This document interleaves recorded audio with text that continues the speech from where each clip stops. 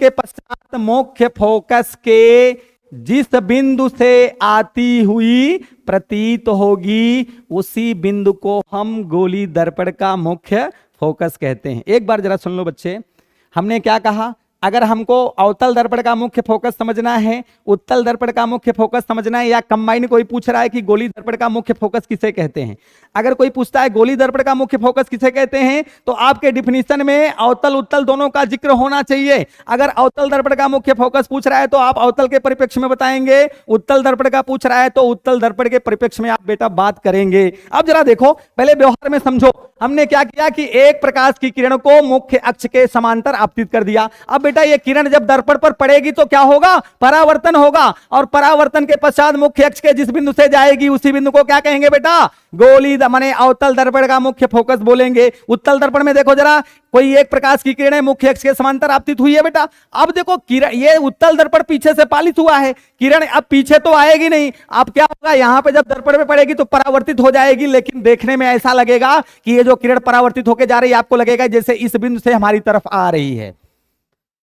बात समझ गए होंगे। अब अगर कोई पूछता है, जैसे मान लो कोई पूछता है कि गोली दर्पण का बेटा मुख्य फोकस किसे कहते हैं, तो आप ऐसा डिफाइन करो कि उसमें अवतल का भी जिक्र हो जाए, उत्तल का भी जिक्र हो जाए। तो आप बोलेंगे कि गोली दर्पण के मुख्य अक्ष के समांतर आपतित होने वाली प्रकाश की किरणें गोली दर्पण से परावर्तन के पश्चात मुख्य अक्ष के जिस बिंदु से होकर जाती है, मुख्य अक्ष के जिस बिंदु से होकर जाती है, अथवा मुख्य अक्ष के जिस बिंदु से आती हुई प्रतीत होती है, उसी बिंदु को हम गोली दर्पण का मुख्य फोकस कहते हैं, और मुख्य फोकस को कैपिटल एफ से प्रदर्शित करते हैं।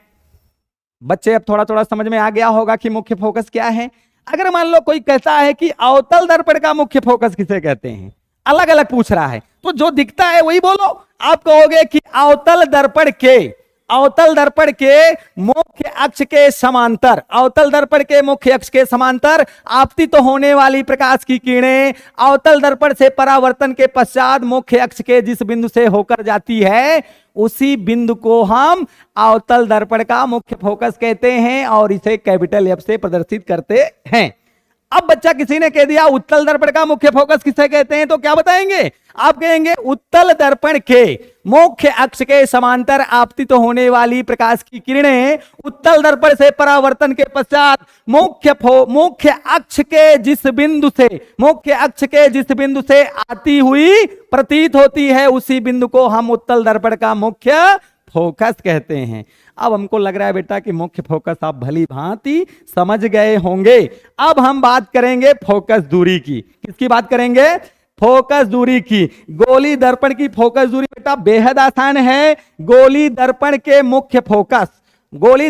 ध्रुव और उसके मुख्य फोकस के बीच की दूरी को फोकस दूरी कहते हैं। गोली दर्पण के ध्रुव और उसके मुख्य फोकस के बीच की दूरी को क्या कहते हैं बेटा? फोकस दूरी कहते हैं, और फोकस दूरी को स्मॉल एफ से प्रदर्शित करते हैं। गोली दर्पण की फोकस दूरी समझ में आया बच्चे? एकदम आसान है। देखो कैसे फोकस दूरी निकाला जाता है। गोली दर्पण के ध्रुव और उसके मुख्य फोकस के बीच की दूरी को गोली दर्पण के ध्रुव और उसके मुख्य फोकस के बीच की दूरी को गोली दर्पण की फोकस दूरी कहते हैं, और फोकस दूरी को स्मॉल एफ से प्रदर्शित करते हैं। अब बच्चे देखो, अब हम बात करेंगे किसका? फोकस तल की बात करेंगे। किसकी बात करेंगे? फोकस तल की। तो फोकस तल भी बेहद आसान होता है बच्चे। डिफाइन हम करने जा रहे हैं फिगर के द्वारा, हम बताने जा रहे हैं कि फोकस तल किसको कहते हैं। तो बेटा मुख्य अक्ष के लंबवत तथा उसके मुख्य फोकस से होकर गुजरने वाला तल। ध्यान से सुनो, हम क्या कर रहे हैं? मुख्य अक्ष के लंबवत तथा उसके मुख्य फोकस से होकर गुजरने वाला तल फोकस तल कहलाता है। एक बार फिर से सुनो, हम क्या कर रहे हैं?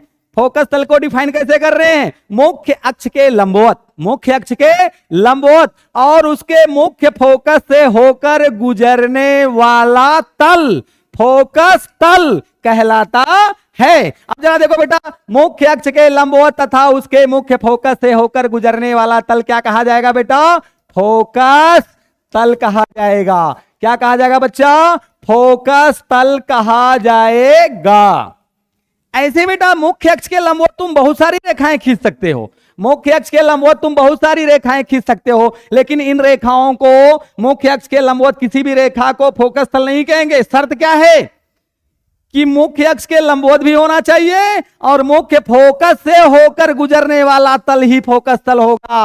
अन्य मुख्य अक्ष के लंबवत गुजरने वाला तल फोकस तल नहीं होगा। तो एक बार फिर से सुन लो भैया कि गोली दर्पण के मुख्य अक्ष के लंबवत, गोली दर्पण के मुख्य अक्ष के लंबवत और उसके मुख्य फोकस से होकर गुजरने वाला तल फोकस तल कहलाता है। क्यों बच्चे, समझ गए कि नहीं भाई? हमको लगता है एकदम समझ गए होंगे, कभी नहीं भूलने वाला चीज पढ़ा दिया गया आपको।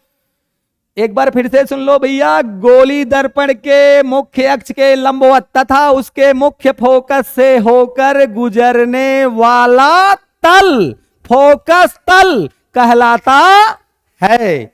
अब बात करेंगे अंतिम पॉइंट की। किसकी बात करेंगे बच्चे? अब बात करेंगे हम भैया दर्पण का द्वारक। दर्पण का द्वारक बहुत इजी है बेटा। दर्पण का ये जो व्यास होता है, दर्पण के व्यास को ही बच्चे हम दर्पण का द्वारक कहते हैं। दर्पण के व्यास को ही हम दर्पण का द्वारक कहते हैं। द्वारक मतलब दर्पण का मुंह जो सामने दिखता है। अब भैया हम आशा करते हैं कि गोली दर्पण आप भली बात समझ गए होंगे। गोली दर्पण का डिफिनेशन, गोली दर्पण दो प्रकार का होता है, अवतल दर्पण का डिफिनेशन, उत्तल दर्पण का डिफिनेशन। और इसके बाद बेटा अगर अवतल दर्पण या उत्तल दर्पण है तो उसमें जो बहुत सारी चीजें होती हैं, अब हमको लगता है कि आप अच्छे से समझ गए होंगे।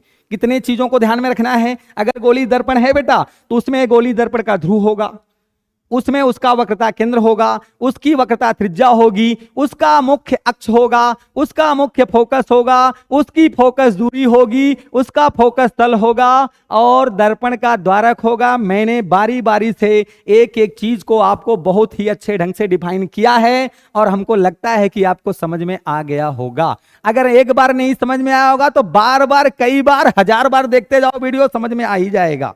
एक बार फिर से सुन लो, 1000 बार देखने की जरूरत नहीं बच्चा, एक ही 2 बार में आ जाएगा और ध्यान से सुनोगे तो एक ही बार में आएगा, पूरी गारंटी होती है हमारी। अब जरा सुन लो, सबसे पहले दर्पण का ध्रुव। गोली दर्पण के परावर्तक तल के मध्य बिंदु को दर्पण का ध्रुव कहते हैं। गोली दर्पण जिस खोखले गोले का भाग होता है उसके केंद्र को वक्रता केंद्र, उसकी त्रिज्या को वक्रता त्रिज्या कहते हैं।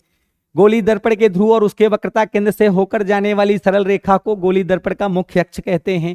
मुख्य अक्ष के समांतर आपतित होने वाली प्रकाश की किरणें गोली दर्पण से परावर्तन के पश्चात मुख्य अक्ष के जिस बिंदु से होकर जाती है अथवा मुख्य अक्ष के जिस बिंदु से आती हुई प्रतीत होती है उसी बिंदु को हम गोली दर्पण का मुख्य फोकस कहते हैं और गोली दर्पण के मुख्य फोकस को कैपिटल एफ से प्रदर्शित करते हैं। इसके बाद बच्चे हमने बताया फोकस दूरी, तो गोली दर्पण के ध्रुव और उसके मुख्य फोकस के बीच की दूरी को फोकस दूरी कहते हैं। फोकस दूरी को स्मॉल एफ से प्रदर्शित करते हैं। इसके बाद बच्चा हमने बताया फोकस तल।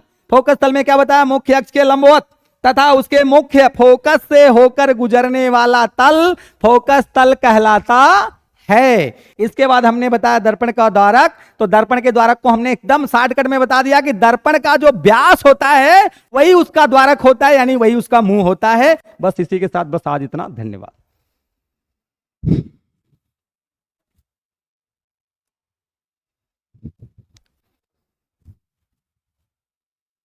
अरे भैया आवाज जाबे, अरे बंद करे यार, कितना चिल्लाई। चल